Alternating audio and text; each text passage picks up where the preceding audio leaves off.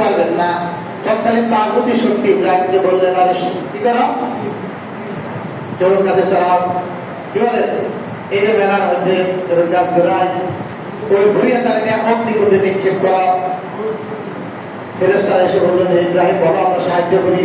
বললো, না না না, যে আল্লাহ আমাকে বানাইছে তিনি আমাকে সাহায্য করবেন। আল্লাহ তৎকালে সাহায্য করে দিলেন। আগুনটা কি না গরম না ঠান্ডা হয়ে গেল, যেটাকে আমরা এয়ার কন্ডিশন বলি। এই হলো ইসলাম গ্রহণ করা। কথা বুঝতে পেরেছে? আসলাম তুলি রব্বিল আলামিন মানে কি? হযরত জাকারিয়া আলাইহিস সালাম তাকে কুরআন দিয়ে তোমার করার জন্য পিছন থেকে ইহুদির বাচ্চারা দৌড়াইতেছে। সে দৌড়াইতে দৌড়াইতে গাছের কাছে গিয়ে বলল, হে গাছ, আমাকে একটু আশ্রয় দাও। নবী হওয়ার কারণে গাছ ধোঁয়া হয়ে গেল।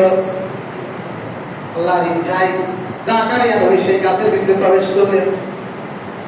কিন্তু প্রবেশ করার পরেও চাদরের একটা কোনা, জামার একটা অংশ বেরিয়ে রইল। তারা আর খুঁজে পায় না, নাম বললে এখন রাগ করবেন। এই সমাজে তারা আসে ভাই, এই সমাজে তারা গান বাজনার আয়োজন করে, তাস খেলার আয়োজন করে, জুয়া খেলার আয়োজন করে, এই সমাজে তারা নৃত্যের আয়োজন করে।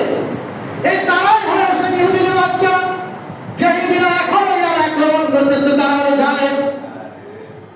শয়তান পিছে পিছে এরকম বৃদ্ধ মানুষের বেশ ধরে এসে বললো, তোমরা কি খুঁজো?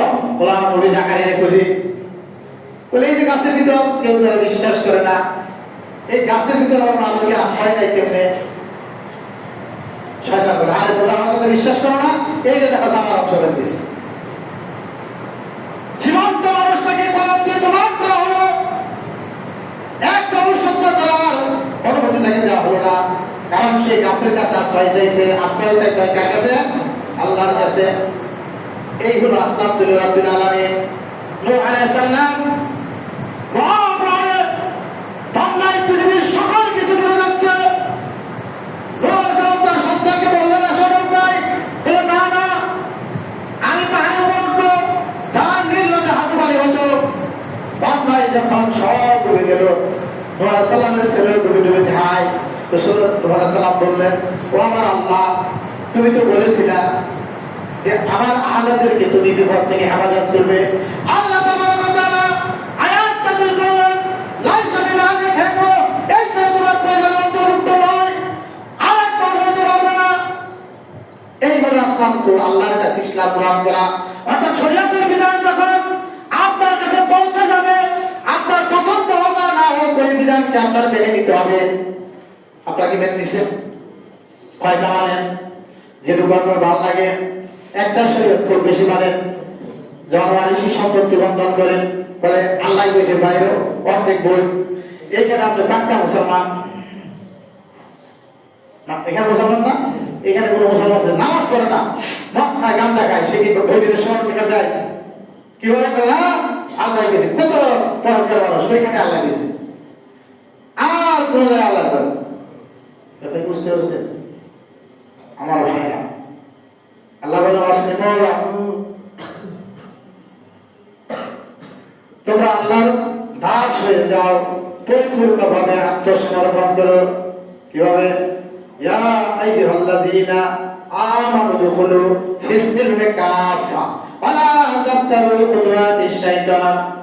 আল্লাহ বলেন, হে মানুষ, শোনো, আমার মধ্যে সুরানা ইসলামে প্রবেশ করো, শয়তানের অনুসরণ করো না। শয়তান প্রকাশ্য দুশমন। আপনারা একানা ইসলাম মানলে পুনরায় আনাই শয়তানের অনুসরণ করেন, নিজের ইচ্ছা মতো চলেন। আপনারা কি স্বাধীন? আমরা তো আল্লাহর চাকর, চাকরের কোনো স্বাধীনতা থাকে না।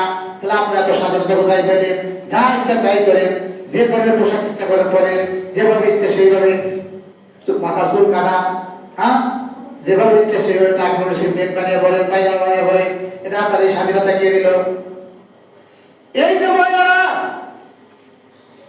ব্যাপারটাই রাস্তাঘাটে চলাফেরা করে, এরা কি আসতে আছে? এরা আপনার মেয়ে, আমার মেয়ে, আমার বোন, আপনার বোন, আপনার ভাগ্নে, আপনার ভাতিজি। এই মানুষগুলো কিভাবে ব্যাপারটায় চলার সাহস পায়? ওই ভাষায় কি কোনো পুরুষ নাই? যে মহিলা ব্যাপারটায় চলে, তার কি স্বামী নাই? তার কি বড় ছেলে নাই?